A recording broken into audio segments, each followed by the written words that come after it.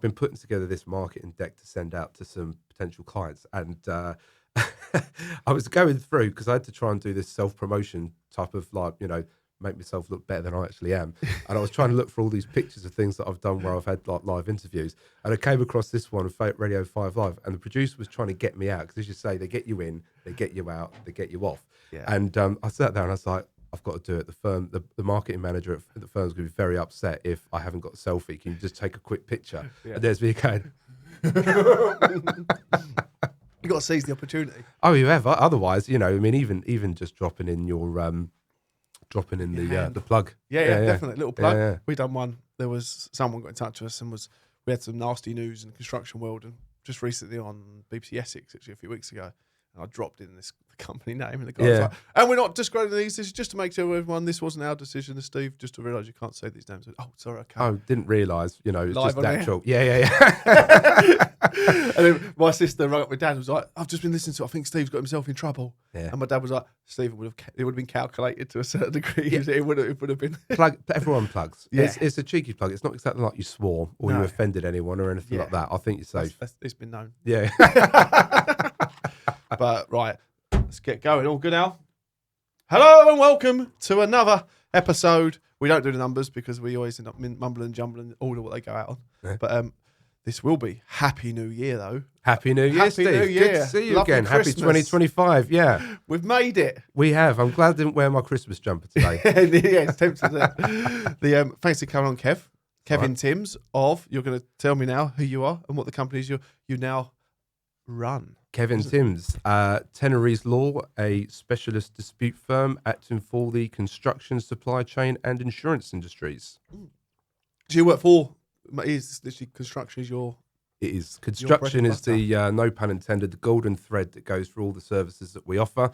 Everything from insurance disputes all the way through to the supply chain, acting for contractors, SMEs, subcontractors, main contractors, employers and consultants as well. So we cover the full range, but construction is generally the golden thread. Is it? Yeah. Kind of. Yeah, I forgot about the insurance world then, because that's obviously just connected up to all of it, isn't it, I suppose? I think nowadays for tier one contractors, big projects, this pressure for sustainability and everything like that, there's a big connect between the insurance world and also the construction world, particularly on sustainability. The contractors are being forced to try and use new products and materials and new ways of doing things. The insurers don't want to help back up the risk because they haven't got the statistics. So they're sort of trying to meet in the middle. Wow. Yeah, I've not even thought about that. I always think to myself, why don't we push for innovate like they do in the rest of the world? But and then everyone goes, because no one is too scared of getting the rams through, really, get the paperwork through, because they can't see what's been done before. Well, exactly, yeah. And because it hasn't been done before, it's hard to insure. Exactly. Yeah. Yeah. So the insurers like to see statistics of what's happened so they can calculate what the likely risk of something happening. So, you've got on, say, a big block of flats, 60 flats, guaranteed pretty much that a pipe's going to go pop in the night and water's going to cause loads of damage. It happens on most larger construction projects. And it happens so often, insurers can generally figure out how much it's going to cost them, what the likelihood of it happening, and then price their premium accordingly. But if you're starting using new sustainable materials, you don't know if something's going to go wrong with them, if that's the entire building that's going to have to get ripped down and rebuilt, what the overall cost is going to be, and therefore whether or not they're pricing their insurance premiums appropriately. So it's a big, big issue. But that's every day's a school day. That's the best thing in this podcast. I don't come with stuff to talk about because I just let it go. But that makes so much sense. Yeah, that answers. Yeah, well, we're done then. Thank you. There we are. That's cool. But so I suppose for these companies, do you have any advice to kind of the people trying to innovate? Then is there ways? There's lots of stuff happening between the two industries. I'm a member of the insurance livery company. I spend a lot of time talking to people in the constructors livery company. There's joint events where they're trying to get people to talk about how we can get more sustainability practices in place across the country, net zero ambitions for the government and so on and so forth. It's all being dealt with at a very, very high level. And it's also very widespread as well. You've got modular construction, for example, where things are built off-site and they're putting them in on-site. That takes some of the risks away for professional indemnity issues or damage issues or whatever it is that apply to project insurers. But then you've also got other things where, the academic side of things where tests are being done on different materials and everything like that. So Yeah. it's quite a big thing. It's not really something that there's just a golden bullet of advice that can be given in that respect. If I'm just innovating and found out I've got this new invention that's going to work or something, is it in my best interest to invite or bring an insurance company into it to demonstrate what's going on, to get them involved in production of it in a way? Does that make sense? So Manufacturing. in the manufacturing side, it's to pick. These insurance companies, do they want to know all that stuff? They'll need to know that. So, for example, if you are a Silicon Valley type, genius that comes up with new sustainable material, then you'll probably end up getting some investment. There'll be lots of investment into how well it's going to perform, how long it will last. If you had a new resin, for example, that was going to replace some of the construction material, you'll need to make sure that it complies with all the building regulations, that it's going to last as long as the building's expected to last, preferably longer, I guess. And you'll need lots of statistics and data behind it and lots of test results. And then you'll obviously have to go off to the testing facilities, and the insurers will want to have a look at all of that. But that's really like a wider thing that happens between the brokers and the insurers. I don't normally get involved until something's gone wrong. Yeah, okay. Oh, that's fascinating. So with the likes of, let's say, the nasty agreement with Grenfell, would that play a big part in what your job is like today? Over the last few years, I've spent probably most of my time dealing with cladding claims in some way, shape or form.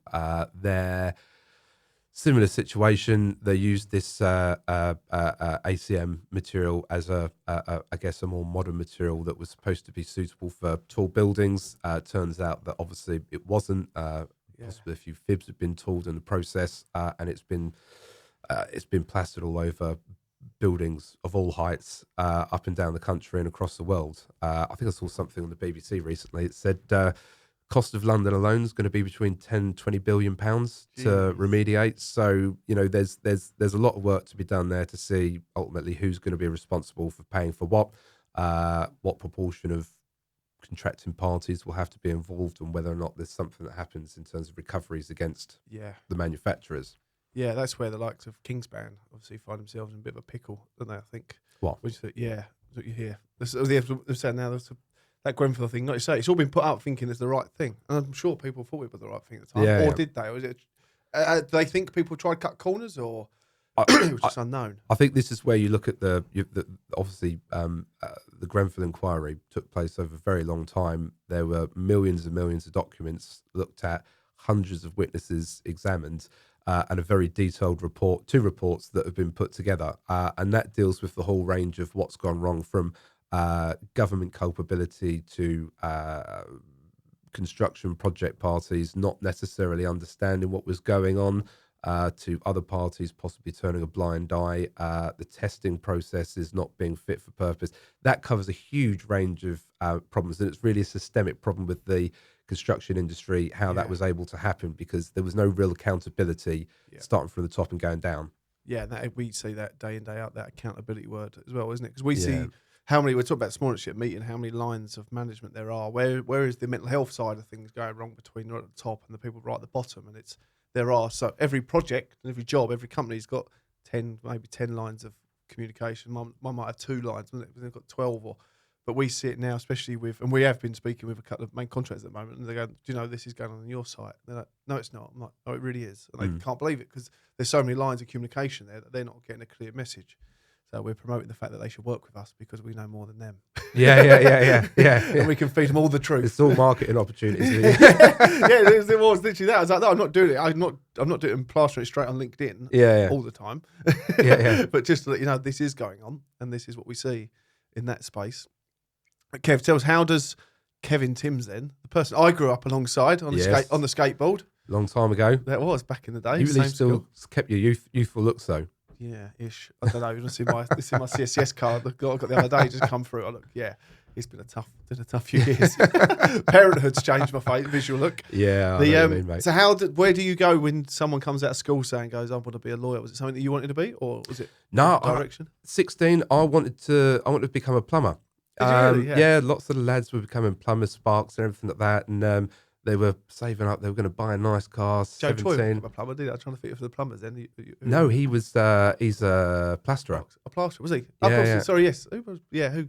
There'd have been a few then. There's a lot. I mean, where we grew up, everyone's either gone into insurance or construction. Yeah. You know, and I find myself dealing with both sides of the coin now, so it works out quite well. Yeah. But no, I wanted to become a plumber. I thought the idea of being able to get a bit of cash in, enjoy life, would be the best direction of travel for me. Yep. I had, I guess, supportive parents that were very overly supportive of me having to go and do A levels. So we did that. Didn't do very well.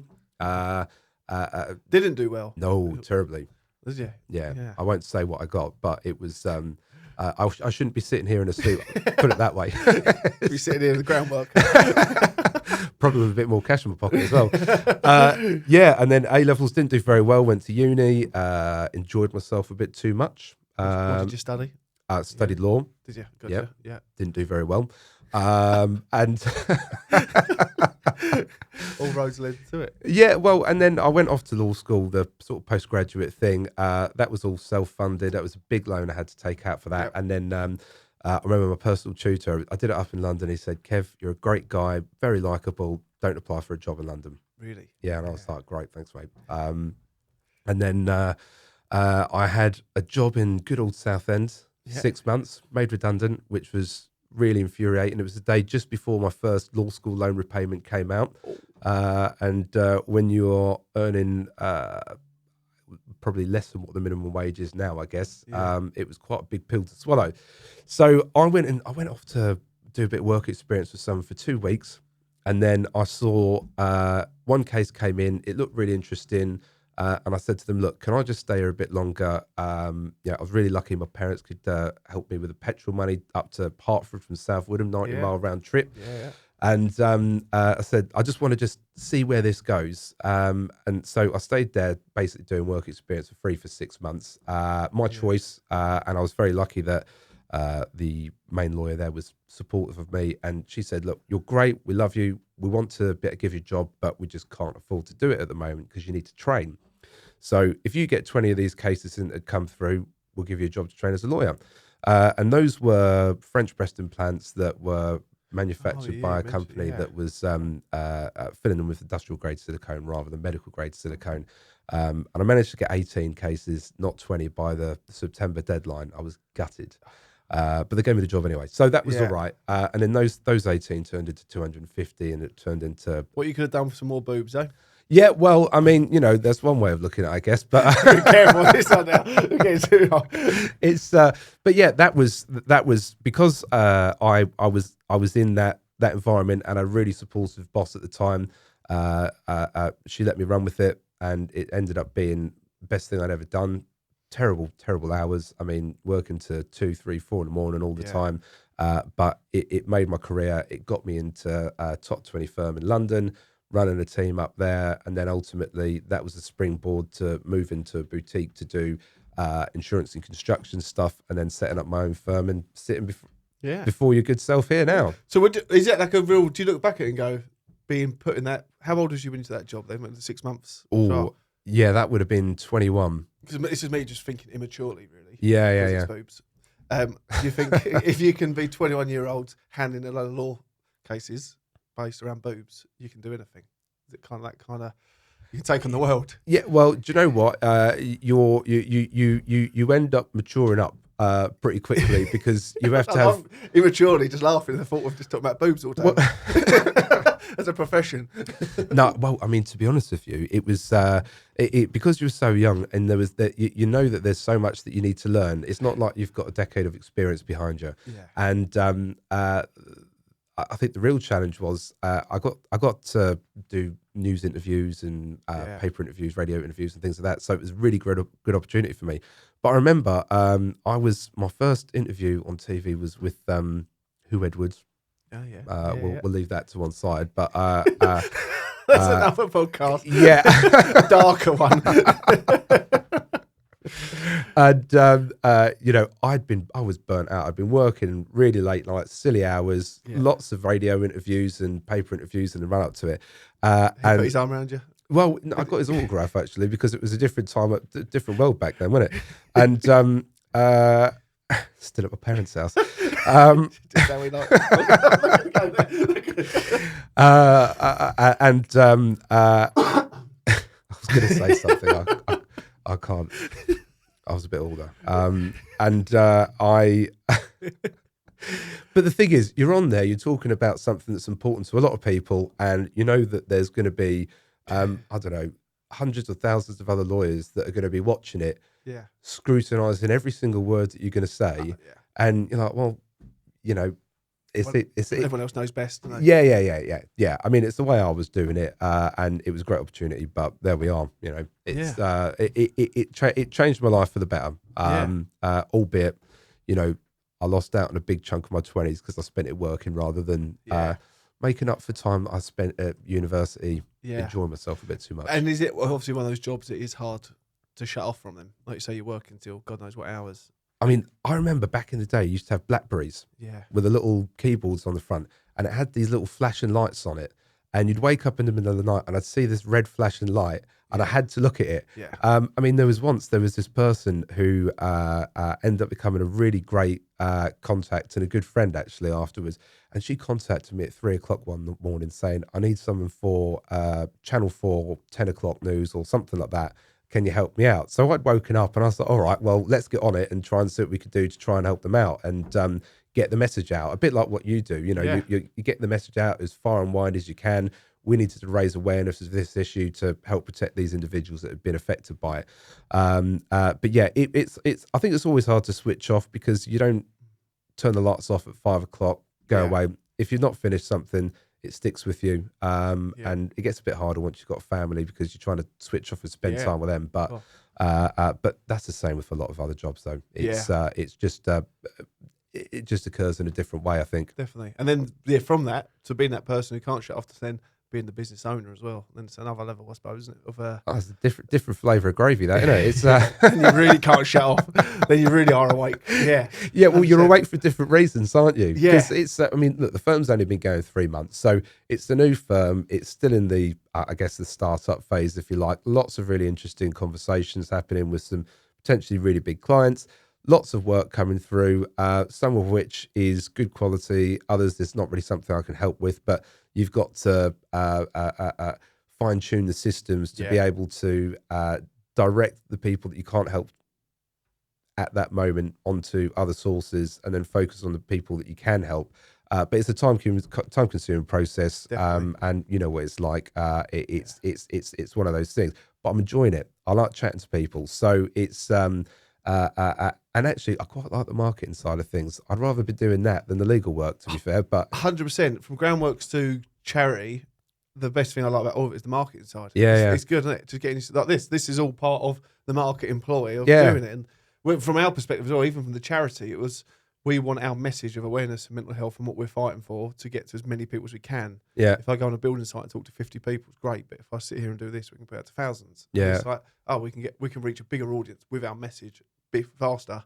And like you say, as quick as you can to help people. Well, I remember one of your early videos. I think it was you had somebody I think walking around with an old iPhone or something like that, and you'd gone at the site with a football, and you threw it at someone, and you just started having a chat. And I thought, hang on a minute, that's just it's such a different way of doing things. Great way of getting people to open up because they're focusing on something else, and it's just like, well, what you've been doing today, rather than if someone came up and said, sorry, with a clipboard, can I ask you a few questions? Yeah, it's going to shut people off, isn't it? 100%. And we noticed that now. It's common ground because someone who likes playing football, but they naturally warm towards you because they think they can chat football with you. And you have a bit of banter with them as well, can't you? Yeah, definitely. And it's all the same. And rugby balls, you to give them a ball, and if they pass it back to you and they know how to pass, you know, you can up the level of abuse and banter a little bit. You know, this person.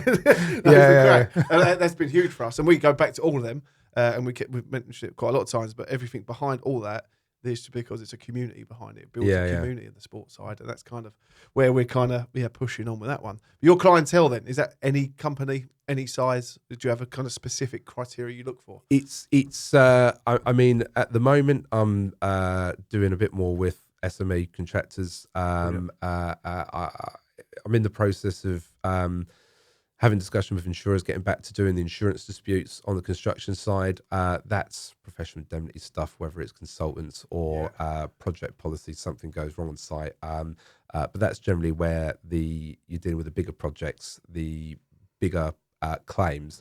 But I'd like to get to a point where the SME contractors can still benefit from people with the London City experience dealing with the big claims, the multi-million-pound disputes. Yes.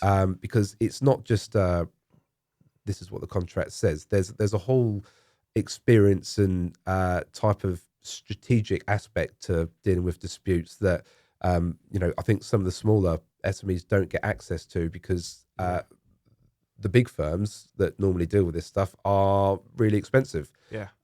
Or they've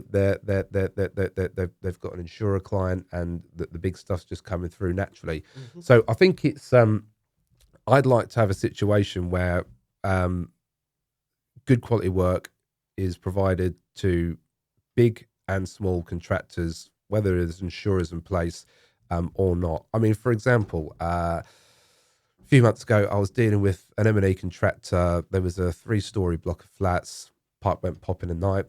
I don't know. The total claim was just over £1 million. Yeah. But the employer was responsible for 50% of their revenue. So it was important for them. They had insurance. There'd been some delays for one reason or another. 2 years had passed. The employer was getting pretty hacked off. They wanted to get paid because it's 7-figure loss to them. So we managed to save the commercial relationship. They carried up the M&E contractor was still working with the employer. We managed to settle the claim at, I don't know, over 50% of what the value was, including the legal cost for the other side. We were defending that one. And the insurer was happy, the insured was happy, the employer was happy. It was one of those things. It doesn't always happen, but it's always trying to make sure that actually we can get to a situation where all the parties are happy with the result and you preserve the commercial relationship. Because if you don't, then you're not only just dealing with a dispute that's cost someone money, but the future revenue disappears as well because they've lost that relationship, and you don't really want that to happen. No, no one's a winner then, are they? No. Yeah, they're damaged forever. Do you find the SMEs there's a kind of link between all the cases that come through, or is it all mixed and random? Is there kind of delays in payment, mostly for SMEs? A lot of them are on fixed price contracts. There's loads of procurement delays, whether it's materials from overseas or there's cash flow issues where there's been a problem on another project, and the problem is everything gets pushed down the contractual chain. So you find that the subcontractors at the end are the ones that are supposed to be able to have the cash flow to procure all the materials, get them on site, and I think really it's more a case that they need to start thinking, one, at the very outset, do they understand what their contractual responsibilities are? 2, have they priced it appropriately to make sure they're going to have sufficient cash flow to keep that procurement going? 3, managing the business in maybe a slightly different way, keeping a bit more money in it rather than taking as big a dividend. Everyone's after cash, obviously, but there has to be potentially, I think, some other tweaks just to make sure that there is a bit of a cash pipeline there to be able to cover things off, and then better communication as well. Speak to the person up with the contractual chain in advance. We've got this payment due in 3 weeks' time. Just want to let you know this is what it's looking like. We'll send you a proper payment details on the right date. But I just want to let you know that this is what the expectation is under the contract, so we both know where we stand, and then you've got time to make sure that you've got the cash to pay us. And a lot of the time, if you get involved with somebody early, and you can write a couple of letters that are focusing on the contractual responsibilities, they save a lot more money and they get to avoid a big cash out later on. So that's what. So with the payment terms, that goes back to mental health and well-being in construction again. All roads lead to mental health in construction, really, for us. But it's like we see it a lot with businesses that go collapse. We've noticed a real period of, we look online at certain companies and notice that last year they were doing loads of stuff with the team and workforce and really enjoyed themselves. And then the following few months later, or even like recently, they're not doing as much now. And then it's only like you then go and catch up for a coffee. Turns out they've been under a lot of stress and pressure up the top. But that down the chain to their own workforce means that no one else is really.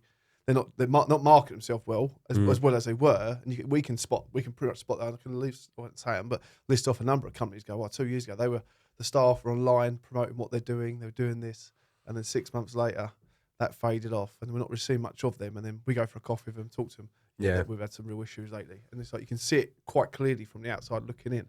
But is there something like with companies? So in terms of the payment structures, because that's obviously what kills people. Is there like a time when people should get the lawyers involved? I'm not trying to necessarily promote lawyers to get people to spend money unnecessarily, but I think, for example, there was somebody I dealt with a while back. They said, I've got a payment dispute. I know I can sort it out. I just need access to the drawings. They haven't been sent over electronically. We saw the drawings in hard copy on site. Can you write something for us? We sent a letter saying, look, we're going to have to get disclosure of these drawings. If you don't do it, then there'll be cost consequences and so on and so forth. The drawings got given. The cost of doing that letter, next to nothing. The cost of having to deal with an adjudication later on would have been drastically different. Yeah. And they got it. They dealt with the dispute themselves. We were in the background just giving some guidance. That was fine. So it can happen at any time. But I think really, if you're entering into a new contract, you can get someone to review it. It's not a huge expense. I mean, it's someone like yourself. Is that what you guys do? Yeah. Look. I mean, I only do disputes. I don't draft the contracts. There's front and back end lawyers for construction, and I deal with the dispute side of things. But it's having a look at a contract. Is there anything in there that's going to bite you in the backside that's pretty glaringly obvious? Because a lot of the time, people get a contract and they think, "Hang on a minute. If I don't sign this, I'm not going to get the work." Mm-hmm. Whereas if they have an opportunity to communicate with the person up the chain and say, look, I completely get why you're doing this. It's a standard form contract for you, or this is your standard contract, but it's bespoke in some way.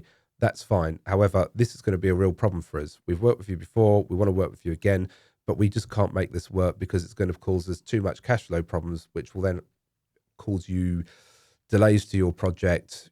Your client employer is going to be upset. The developer's not going to be happy. And it stems from that. You're not always going to get the contract, but sometimes if there's a real deal breaker in it, it's not worth taking the contract, because if you do, it might be the end of you. It's a crazy one, isn't it? And we've seen a lot of it. Isn't there a clause, I remember hearing from it before, about if a company feels that you haven't got sufficient cash flow behind you, you've got problems behind you, they can terminate a contract, like a trust. It's in a way. Well, I mean, I'm not going to delve into the recesses of my mind to think of all the standard form clauses in all the standard clauses and all the standard form contracts. But I mean, one, you shouldn't enter into a contract if you haven't got the funds to do it. And procurement of materials is a prime example. If you can't do it, then effectively you're already in breach contract. Because if you can't pay, I dealt with someone recently. It was a residential occupier. Yep. Guy owns a decent house, roof conversion, a couple of bedrooms, and so on and so forth. They tried to take him to adjudication. They couldn't do that. So they've already wasted money trying to do something they weren't entitled to do. But the other problem is they were trying to get him to pay early. Mm-hmm. And it was 2-week payment orders. So pretty regular, but they were trying to get him to pay it early because they didn't have the cash flow to pay for the materials. Yep. You can't pay for the materials that you're contractually responsible for procuring. You're in breach of contract. It's about making sure that you know what your contractual responsibilities are at the outset. Because if you can't do it, you're going to end up in a difficult situation. And the reality is, subcontractors that go bust probably have personal guarantees because of the materials they've been contractually required to order. So then they're personally on the hook for, I don't know, 10, 20 grand. Have you seen a lot of that with the falling out of, say, ISG, Buckingham's, Henry's? I've had one of the guys that we both know probably contact me after ISG went into administration, just saying they owe us a lot of money up the chain. Is there any chance of us getting anything back? And I can't remember what I said to him. I ended up putting something on LinkedIn just as saying, well, here's a bit of information that might help people. But the chances are, in the situation like that, you become a creditor in the administration. If you're further down the chain, you're not going to get anything. Generally speaking, 2p in the pound, it's nothing. So I think that in those situations, it's very difficult. It's trying not to put all your eggs in one basket as well. Yeah. It's great when it's working. You work with a big main contractor, they give you lots of work, but people forget that these main contractors are often working on 3, 4, maybe 5% margins. Yeah, and I got it put into my head perspective of that when I'm not commercially in that world of main contract and a small percentage. But we said that, and then I was talking to one main contractor, and they were like, "Yeah, we work on 3%, but all it takes is for one of these jobs to go 10% over, and that just wipes out three other jobs then as well, isn't it?" You think, "Oh yeah, it doesn't take much for that job to go wrong to then wipe out the profit and all the other projects as well that they've got running." And then it doesn't take much to realise that that's when delays to payment further down the contractual chain start to occur. Yeah. So that's why it's always, thinking about how the business is managed. I'm not a business consultant by any stretch of imagination, but the tendering process, everyone's trying to tendering squeezes margins. Yeah. And people are trying to do it for as cheaply as possible, but they know that there's always going to be something further along the project timeline that comes back to bite someone. Yep. And it's not trying to do it as cheaply as possible, thinking I might get a variation. Well, what if you don't? Yeah. Then you've got cash problems. Yep. Or we'll do variations at this level and we'll argue it out on the final account. Yeah.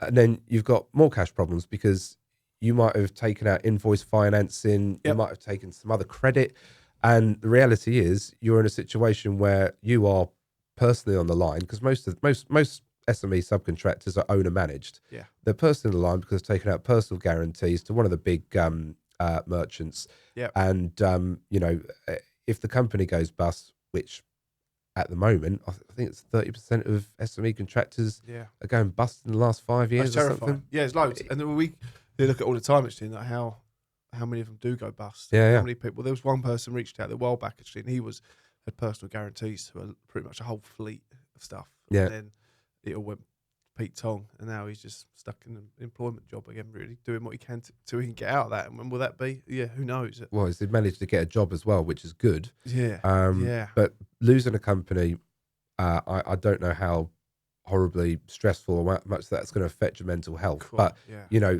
I've spoken to a few people, whether they've been clients or friends, that have been in that situation. And I know that it's taken a lot of a toll on them. Yeah. But then to have the personal guarantees added into it, and then it's your home, your family. It's nasty. And I think again, education is it for these up and coming companies as well. And we've been there, and it's in a point of understanding. Just when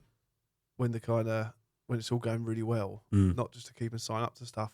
Personal guarantee. You'll see a job like, if we could just get a grab lorry to come here and to put on that job, it'd be brilliant. We can get that and we'll smash through this. And then you take the lorry, personal guarantee, company gets knocked 6 months later and you're stuck with it. And then suddenly you thought you were making hay and then suddenly you're not. It's I think it's society as well. 100%. Since we were kids, every getting things on tick is so common now. Yeah. And we've all done it. It's part and parcel of life. But you sometimes get situations where someone's got the 80-inch TV on the wall. They got a beamer outside. They've got a nice 5-star holiday for 2 weeks booked, and it's all on tick. And there's nothing wrong with that. Yeah. As long as you can make the repayments. But if you can't, and it just becomes a part of life, then it gets nasty. disposable income, and it's the same with a business. It's just, if you haven't got the cash flow to procure the materials that you need to, you got to get it on tick. Then you've got to put your own house on the line effectively with a PG. Yeah. So it's stressful. And I think a lot of times people just think, it won't happen to me, but you never know. Construction is just, you just don't know now, do you? Do you think we're in a position where we're going to see more go? We're obviously going to see the SME side of it. That seems to be. Do you think there'll be a few more big boys along the way as well? I think there's always a risk. I mean, no one thought Carillion would go. No. I think that had a lot to do with government contracts where the tendering process is squeezed so much. Yep. And I don't know what's involved in managing a £1 billion company that's working on 3 or 4% margins. It doesn't make sense, does it? No. And then you've got the gearing of all the debt that's taken on and how it's processed and everything like that. All these complicated financial structures. I think it's inevitable. Something will happen again. Yeah. I mean, no one thought ISG would have gone. We were there last year on one of their jobs, and it was probably the best event we've had on a job. Yeah, and yeah. The attention to what we'd done a big ice skip challenge. We'd done this video on YouTube. Yeah, I remember. Actually. Yeah. Really good, and the team were brilliant. We still speak to all the team that helped that day, and they've been brilliant. Unfortunately, they're all falling into positions now. They're all okay, but we were like how invested they were into that day, and how professional this company looks. To us, the image they portrayed of what they are as a company, to us as visitors, they're doing this ice bath skip day. Was amazing, and then you look, a year later, bang, gone, and it's terrifying. The thing is it's not that necessarily that there's bad people in these organisations. There might be at the very, I don't know, but it's not that there's bad people there. These organisations have got lots of good people, lots of really hard-working people that are trying to do the right thing. It's just sometimes things don't always go to plan. Yeah, definitely. You know, there could be, I mean, you know, COVID. That messed up the supply chain for years, and all of that's outside of your hands. But you know, again, 3 to 4% margins. I don't know how you manage that. So if you say that, from the image that ISG did, so then I worked for Buckingham's myself as well a few years back, and there was ways that QSs in that supply chain side of it, the QSs to the supply chain were dealing with people. Yeah. That now looking back, I was looking like, that's potentially that you can see the signs were there in a way of. They were clawing back as much as they could off every subby, even when I personally didn't think it was warranted. And then looking out from this side, looking back, was that the early signs? That was a couple of years before, 2 or 3 years before Buckham's went bust, I think. But yeah, you never know. It could happen overnight, or it can happen over a long, long time. Well, that's it. I think I think it's that something probably will happen again. I'm hopeful with the requirement for all this BIM technology and trying to have everything properly designed up front. I mean, it used to be that the building was going up 2 weeks after the architects had done the latest design details. So, you know, you'd expect that there'd be a lot more variations because something was found, another design detail was needed. And so that variation then affects 4 or 5 different subcontractors on site. And that could be a big chunk of change for the project. So hopefully, and I don't know, but with all this BIM stuff that's going through and everything trying to be designed as much as possible in advance, that everyone knows where they stand, they can price projects a bit more accurately, and they've also got access to the same information. So little things like, well, actually, we've got a disagreement about whether or not we're first fix or second fix has been, you know, finalised. Everyone's got access to the same information where they can just have a conversation, deal with it themselves without it taking another 3 weeks, stopping the project and everything like that. Have you come across project bank accounts? People talking about that, the project bank accounts. I'm not sure is this something you'd So like an escrow type thing. Where people are all paid out the same pot on a project. So all the subbies, everyone gets paid at the same time. It's in Australia. I think the Aussies are doing it over there. And I've spoke to someone recently, one of the main contractors, and they do it now. So everyone's not paid differently at different stages, and that it's kind of like a whole collective team effort. I don't understand it all. There's a lot of people shouting in that corner. We're going to go down that, have a little investigation on it and find out how it all works. But a lot of people are saying like that should be more of a thing, project bank accounts, where everybody, the money's in that bank account at the start of the job, and everyone's got their price there, and it all kind of it simultaneously works together. There's a lot more to it than my science. But I think the only problem with that is the lending side of things. Developers, I mean, I read something. There's a new tower going up in the city, same size as this Shard. Really, one of the developer companies has just acquired, I don't know, multiples of millions of pounds as a contribution to the development.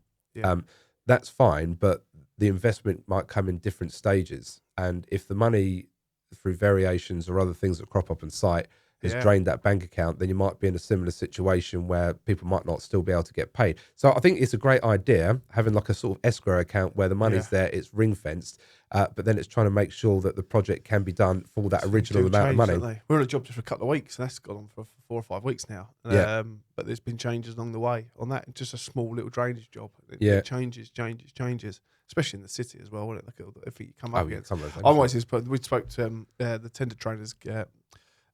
Eve and Ricky the other day who come on the podcast, and they're just talking to them that how do you, from our perspective as ground workers, like how do we price up this job in London when we know as soon as we lift up these block pavements, anything could be under there, from buried services to bombs to and underground stations, and gas mains. Yeah, there's so much in the way, and that was trying to understand that and how do you actually factor that into a cost and cover yourself and the risk. And as we know, we're only a small company, but we operate big plants, so it's understanding the risk of when we are on a job with a 10-ton machine, that if we do tap something, it probably will damage it quite just heavily. a tap as well, isn't it? Yeah. Yeah, it is. We just had one recently. I'll put hands up to it. Yeah, we had it. We're going for insurance on that side because we literally just tapped at the top of a door, basically a high security door, and it literally and it bent something, and fucking bill come through. Like, oh no! But fortunately, we've got insurance. Mistakes in place. get made though, and it's that's why you have got insurance there. Yeah, and you're right as well. It's like that relationship trying to muddle. Yeah, I'll put our hands up straight away. We're like, we've got no defence whatsoever. That's clearly us operating that, and that's happened. But we're open about it, and it's all been fine. And the driver's absolutely spot on. He's a brilliant driver. So it was just 4:30 in the afternoon. But also, you got insurance in place. The client's happy. Not happy, but it's been communicated to, it's been dealt with, and you're carrying on. You might still get to work with them. It's happy So days. my theory is, did anyone get hurt? No, don't stress them. Until someone gets hurt, and I think that's when things can get nasty, and it all round. It's just not. You just don't want to see that. When people get hurt, because again, big machines, people getting hurt means normally big issues. Like there's 10-ton machine hurting you doesn't normally just mean it's just tripped you over. It's not a tweaked ankle. Do you come across a lot of them in terms of the law side of it with actual personal incidents? That sort of stuff is more, it's covered by insurance normally, but it's employer's liability or public liability, people getting injured on that. I do it. I haven't in the last few years really seen that much of it, just because it's different types of insurance policies and your relationships and things like that. But in those things, I mean, I used to work for one of the biggest claimant law firms that do in the country that dealt with injuries when I was a claimant lawyer. So, I mean, I completely empathise with people that are in that situation. Yeah, they just want to try and get back to a situation where they can live their life as normal as possible. Sometimes they can't live it normally because an accident's been so bad that they're not able to walk in the same way, or they're seriously injured. So you can understand it, and it's about just trying to make sure that they get what is the best outcome to put them in the best position that they can be. And I think even the insurers that have to defend these are still trying to get that outcome, because nobody's in business to try and stop some poor individual that's lost a leg from being able to live a normal life. Do you defer? Are you? Yes, that personal side we go on to, I suppose. I most spoke to offer a few months ago about the mental health side as well. Does that? Can you see anything from your angle with that, or how we should go about it, or how companies should go about the mental health side, or does that kind of sit separate? It's different. It's not to chuck you under the bus. No, it's difficult because people are all wired individually, and some people can be resilient to one issue a lot better than a different issue.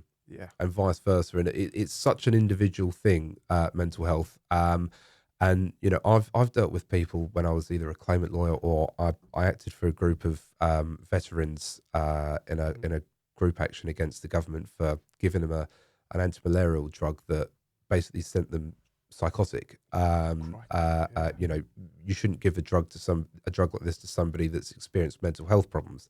It's almost like a vulnerable group. Exactly. Yeah, and they didn't have mental health problems, but put them in a war zone or an extreme training scenario, then it does make them a lot more vulnerable and susceptible to mental health challenges.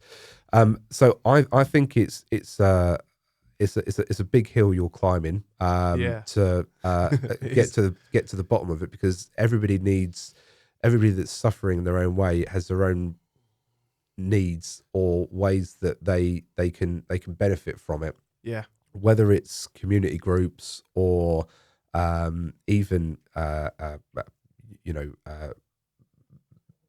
stay away, weekends away or whatever it was. Retreats. I mean, I met a guy. Remember Foxy off SAS? Who Days Wins? Legend. I went to a book signing thing with an old firm, and he was there, and he gave us this talk about his PTSD. And it gave me chills really thinking about it, because he was being let's be honest, bloke saying that open about things like that, particularly not blokes the size of him, a big lump. Yeah. And he was talking about how he got to setting up this charity, and he was in a residential retreat for his PTSD, and he walked past one of his mates' rooms, and he was sitting there playing his guitar. He said, "What are you doing?" He goes, "I'm rocking to recovery." Of course, yeah. So Yeah. they set something up like that, and Rock to Recovery is now, yeah. And I kind of thought, well, that's great. And they had these things because obviously bombs and explosions and PTSD. They had a garden with really high back chairs, so they knew that if anything had gone off in their head, that they were secure because the chair was so high at the back, and they were fine. So I think it's trying to find solutions of whether it's I guess what's the main thing affecting people. I reckon pay is probably a big one. Yeah, definitely. That's what we see a lot of it pay. Yeah, because we don't really notice it at the ground. But then I thought the only people in the industry who were struggling was the people on the ground until I ventured into these big boardrooms to talk to people and then realised, Christ, this pay thing is crippling people. One of them as well, we spoke to a trade association group, and they said they think they speak on behalf of a lot of the big trade associations in saying we all know someone who's took their own life because they've been paid late or not been paid. Yeah, so that's it's a vicious cycle as well. I mean, I remember you telling me ages ago that there was a guy who you were chatting to and had money problems, but his way of dealing with that was gambling. Yep.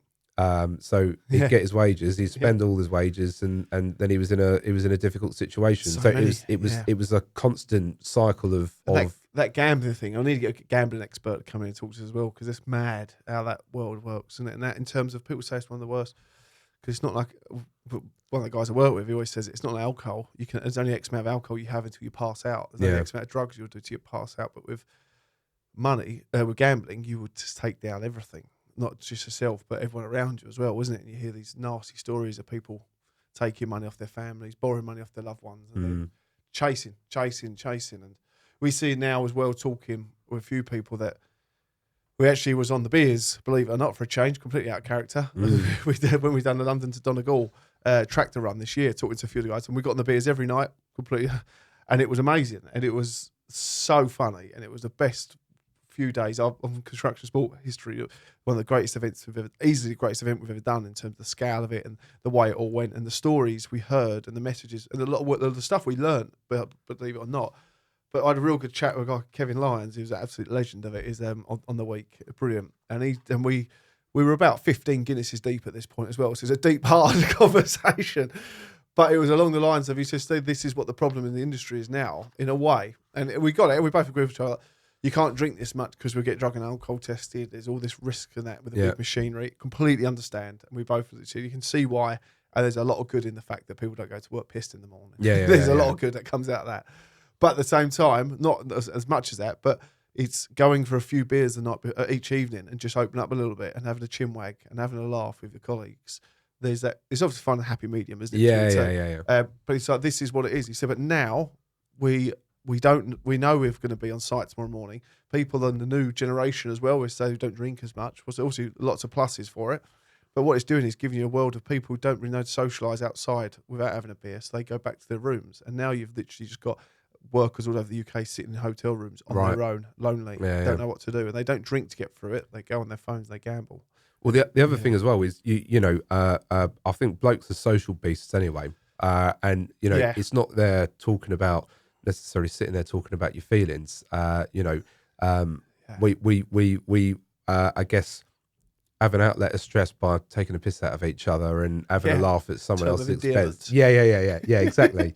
Like what I was saying to you before we came on, we won't go into that, but there's a different way that we can sort of get pressure off us, even if it's taken up a bit of time. And I think you've done a great with the sports side of things and setting up like football matches with and you've done the Saracens thing recently as well, haven't you? Yeah. So I think what you're doing is great. It's a lot more than is generally available for most people. Yeah. I think you're getting it right. People can have a laugh about what happens to someone who tweaked their ankle on the football pitch because they tripped over themselves, and the boys can abuse them for a little bit afterwards. Pick of the day. Yeah. Wait, exactly.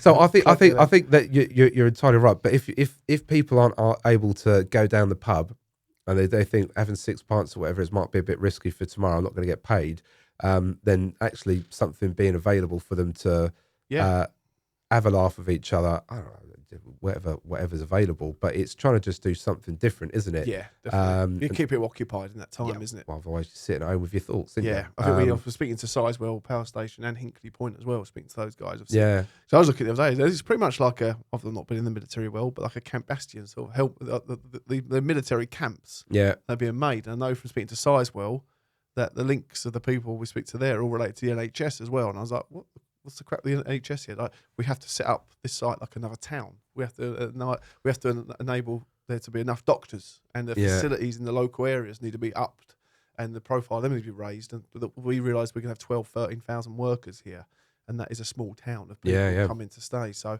how are we going to occupy that? And when you look at the figures, especially suicide and construction, and you see there's going to be a site with 13,000 people on, you think, Christ, that's terrifying. You've really got to do as much as you can. And fortunately, hopefully, I'd like to think those projects, the budget's there for them to support their staff as much as they can in multiple ways. It's weird though, isn't it? I mean, you think back to when you were younger, activity centres or whatever it is, and there's none of that around. Even youth clubs and things. Youth club, that's cracking, wasn't it? See, I don't know what's happened to him.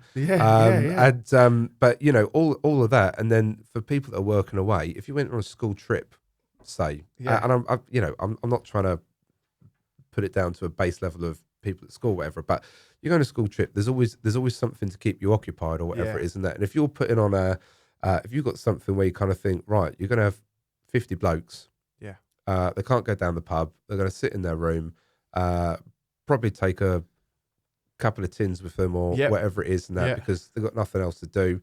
Put Netflix on, sit on their phone or whatever it is, and that. They get whether they got families or not, or they're just missing the home comforts. It's different for them. Yeah. If there was something where there was a budget, to put something on, people don't have to go if they don't want to. But it's this is where legislation and the changes are going to come. Make construction great again. Put my cap on. Don't do that. A divide came straight away, didn't it? Build the wall. A scaffold post.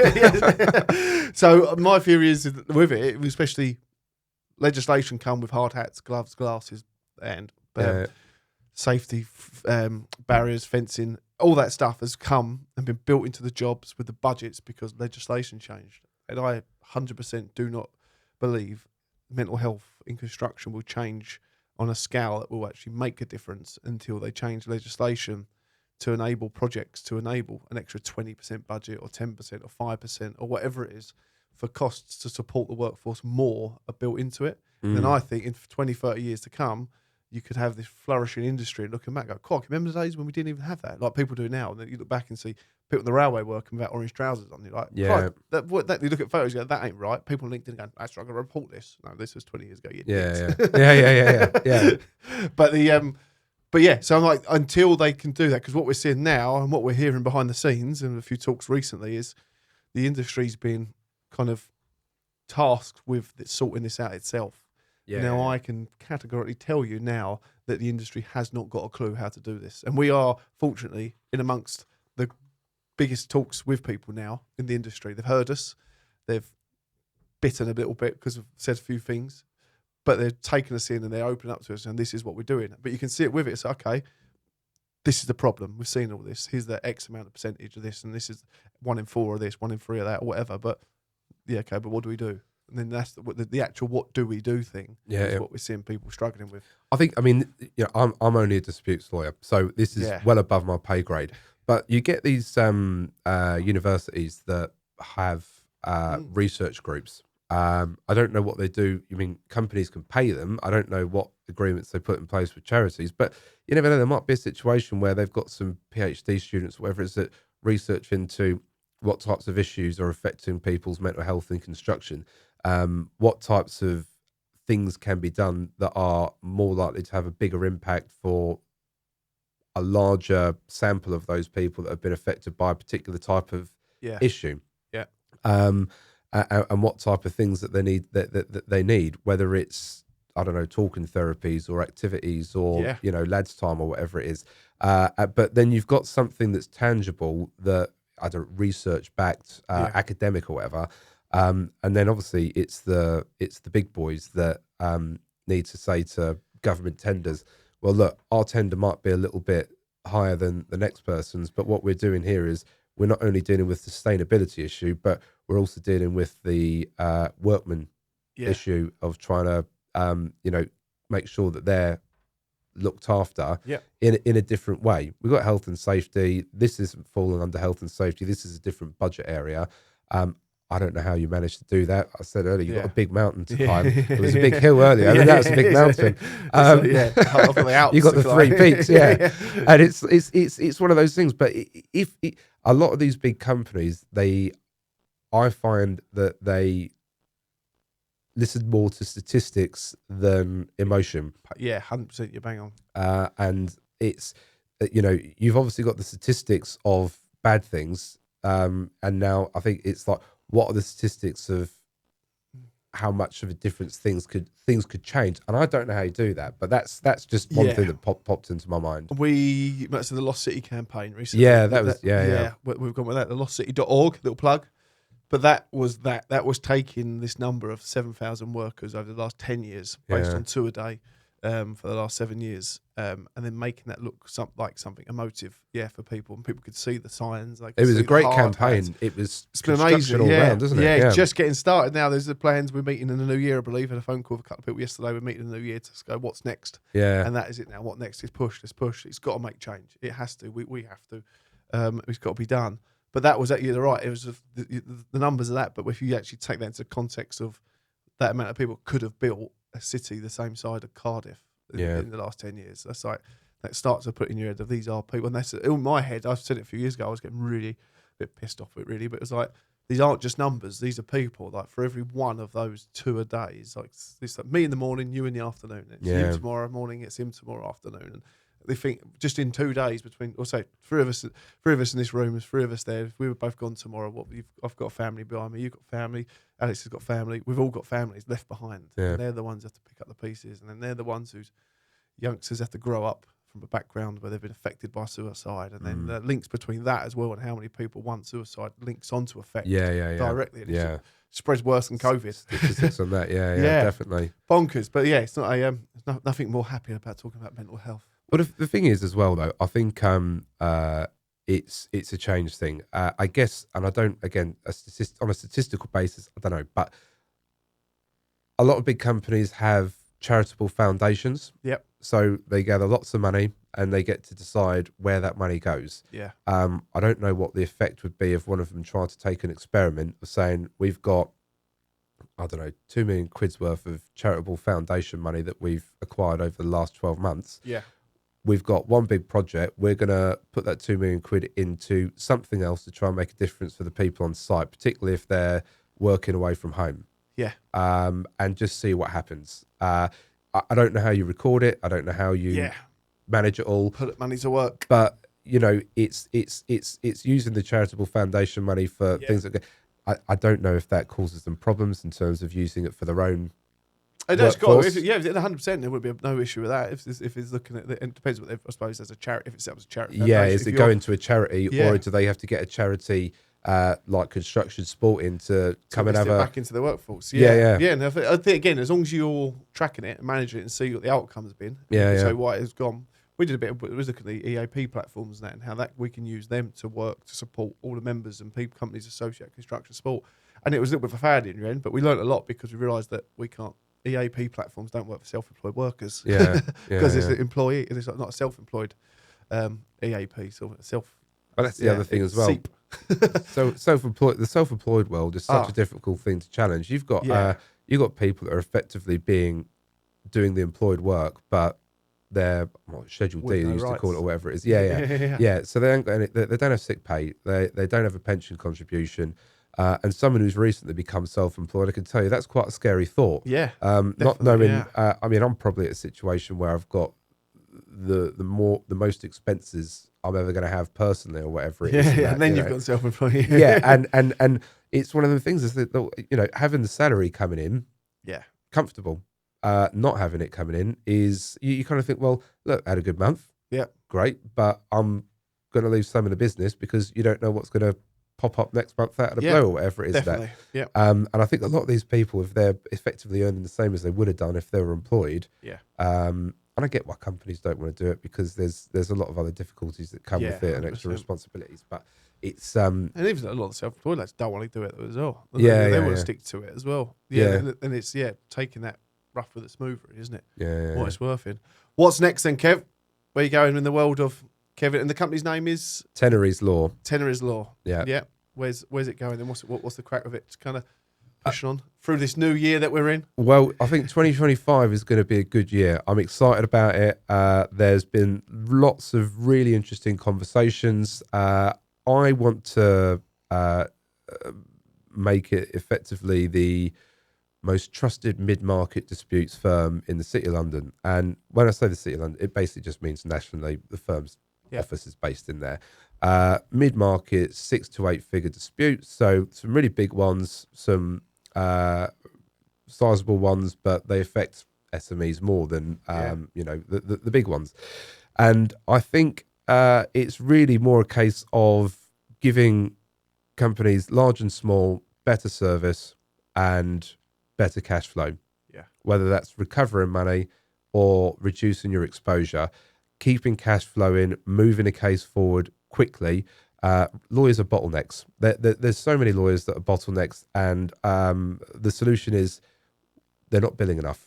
Let's give them more work. And the fact is they're not billing enough, and they're getting more work because they're not finishing the cases that they're working on.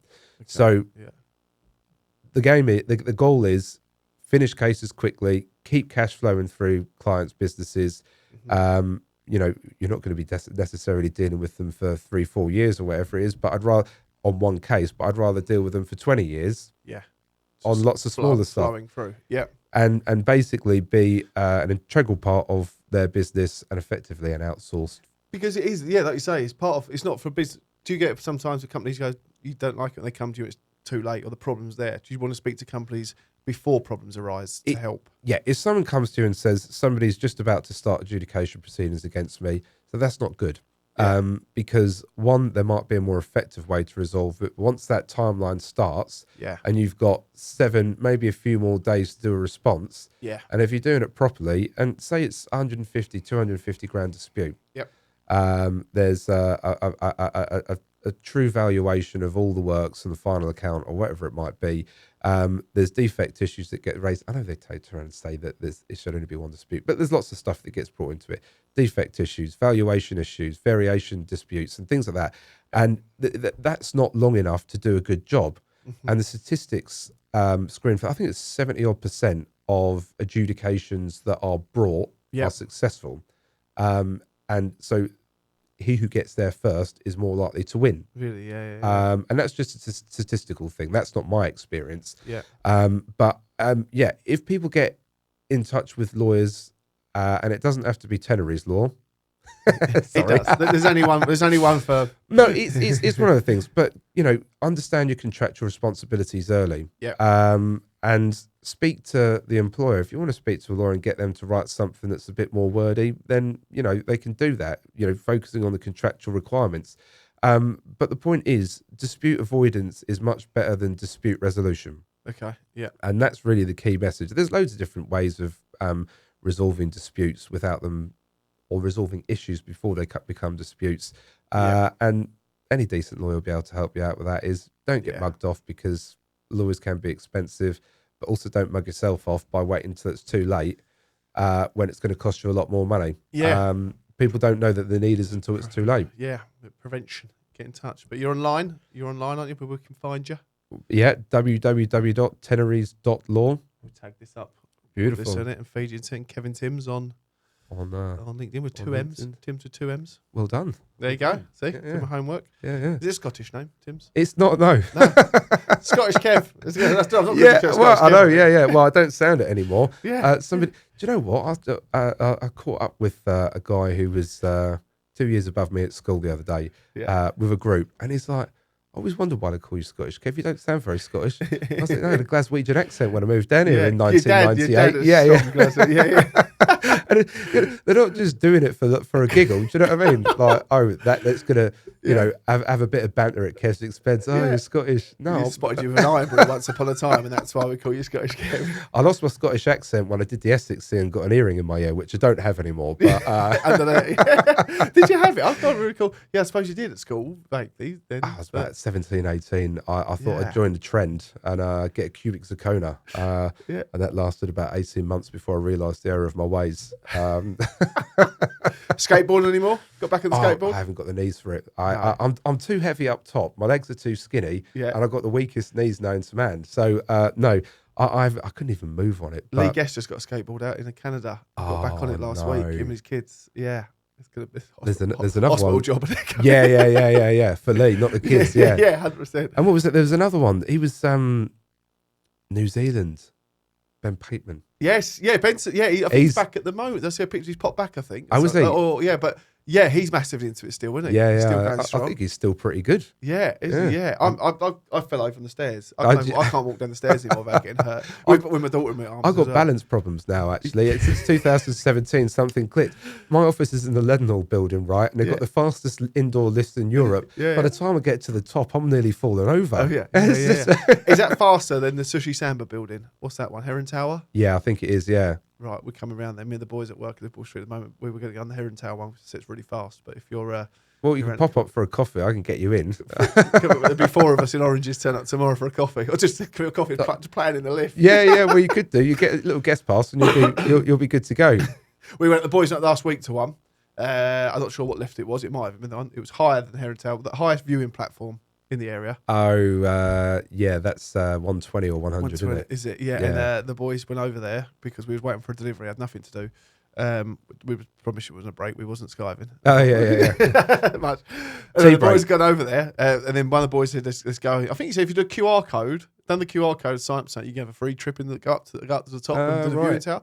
So boys done it. Didn't really look up before they went in and realised it was the cloudiest day of the year. And one of the boys didn't look at the picture and it's just thick white. You can't see anything. Yeah. And one of the other lads had his standing knife taken off him because he keeps it in his pocket of his work trousers and he had that in it. So that was a wasted trip. I had a good one. I'm too old for it now, but when I was mid-20s, when you miss the last train when you're out on a night out of town, and then you've got to try and wait for the first one, 5:30, something like that. Yeah, I could just cab it. I know, but I was in my mid-20s. We'll walk it. I could handle it, but I couldn't afford it as well.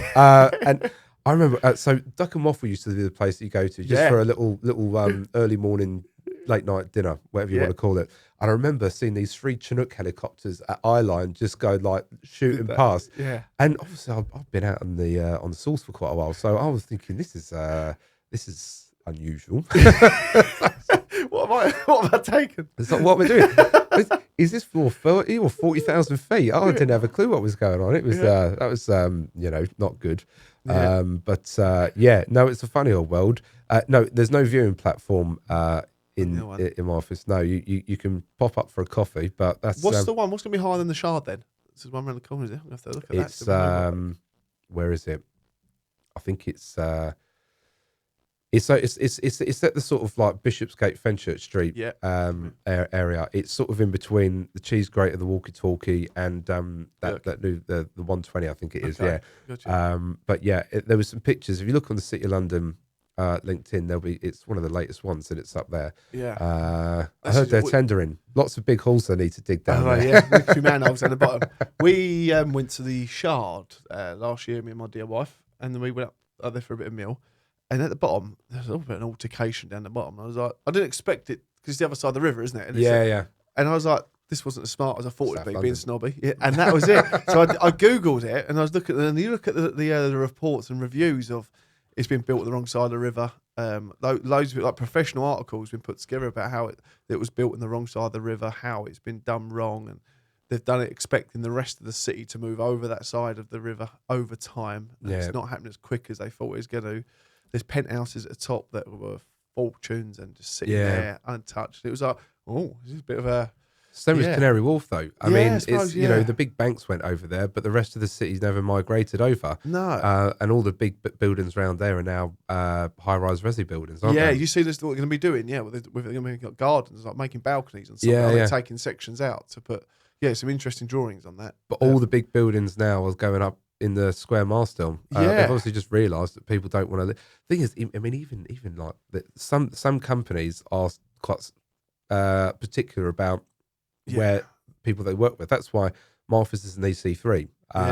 Just because a lot of clients want to deal with other people that are in the same square mile radius. And I mean, you could be an EC2. It's still only a 5-minute walk to their office. It's strange. We've noticed it now. We're setting up for the member side of construction sport to come to next year, quarterly events, and it's always going to be in the city, basically. Because everyone's there. Like, I'm there on a little job there at the moment. And I've coughed a tea break. I was going to meet someone who we're doing with on the charity side, and it's just everybody's there. And it is more so. I spoke to a company this morning, and they said, "Oh, we'd love to meet this company, And I said, "Yeah, no, they must have they're literally just around the corner." Everyone's on top of each other. There's a lot of people there, isn't there? Commute. A lot of people from that's obviously you see about where we grew up, all insurance people as well, insurance and construction. Yeah, I suppose because that route into Liverpool Street, wasn't it? I suppose insurance. My brother's in the insurance world, on that side of it. Yeah, Neil, a good friend of mine, he's in the insurance world. And then, happy days, Kev. Beautiful. Well, thanks for coming in, pal. Thanks for having me, Always mate. welcome. We're not a one podcast wonder group here. I'm not a one what? One podcast wonders. Oh, right. I thought you said something differently there. If you come in once, you'll be coming back again. Thinking about boobs too much, haven't you? Back in again. That's where we can start bringing people as well. Join a few people out having conversational chit chats about life. And you could have a walk down memory lane. I'm not sure you've got a table big enough for these for Willie D, have you? No. But look at the podcast so far, though. Jeff Vincent, GVR Solutions, Sam Sharp, Willie D. Even Nick Thurston just missed out on it, but Thurston Sports and Tristan Southwood, all kind of. There's a lot of people in our little circle. We're all out there now, literally, probably fighting bigger fights than we realise for representing really well. That small little town of hoodlums. Dingy town, isn't it? It's on the edge, isn't it? It's one of those ones, isn't it? But no, I think you've done a great job, mate. It's even when you started walking around with a branded hoodie on, I kind of thought, fair enough, represent. Yeah. But now look at this. You got growing scaffolding plank benches and everything. We've got water. Yeah, it's good. We've got a sign. Nutrients on there. Yeah, we've got the woke brigade behind the run. I mean, we used to be young once. Yes, and, I think we're sort of pushing middle age now, aren't we? They're all sensible though. Fair play to the boys. They are all sensible. A couple of them have got work ethic. These two. I don't know the next generation. They're not. I've got to pro boost them a little bit. The boys are doing well, flying the flag. We've had a cracking Christmas time. Excellent. New Year is here technically. It is a podcast. 2025. This is the year, Kev. Started already. This is it. Cheers, pal. Cheers, mate. Really appreciate your time. Good to see you. I'll see you again soon. up in the towers of London. Lovely. All right. Let's go on the lift. Perfect.